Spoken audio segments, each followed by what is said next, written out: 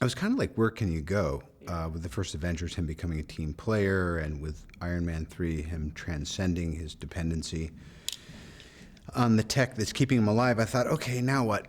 But there's all this unfinished business. There's the matter of a certain wormhole that opened over New York and the imminent threat that still implies. So Tony has turned his attentions more toward a bit of a post-Reagan era Star Wars type notion. And he likes to call it Ultron.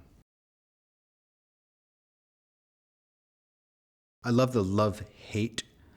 I love the people. This time around, I felt like I really got, honestly, a bunch closer with the cast members.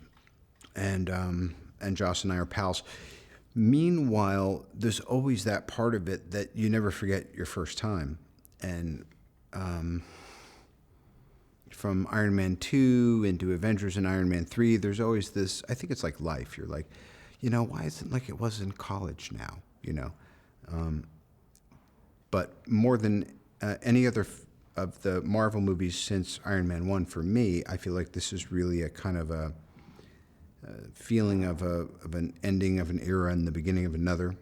Obviously, some of that is informed by the new blood coming through, with Elizabeth Olsen and Aaron Taylor Johnson.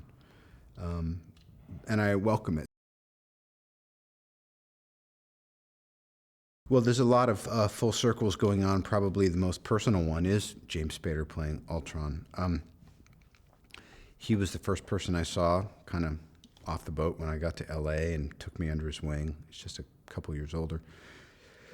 But I think, again, it was a very inspired casting choice, not just because he's on everyone's lips and minds again, for reasons obvious with this show, but also that he really is a bit of an American treasure, and I've certainly borrowed from his style more than a few times over the years.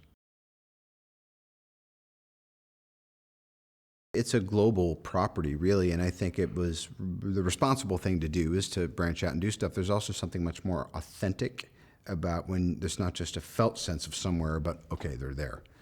I'm certainly glad it happened, and it seems like it's really adding to the overall scope of the thing.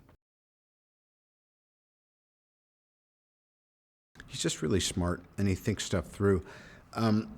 I remember sometimes the joy of things was we were kind of creating things as we went along or within the context of the story. We were really figuring out, well, what frequency should this scene be?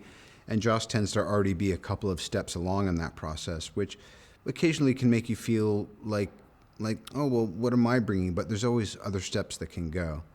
And so it makes it easier to get to the best version of something because he's practically there already most of the time.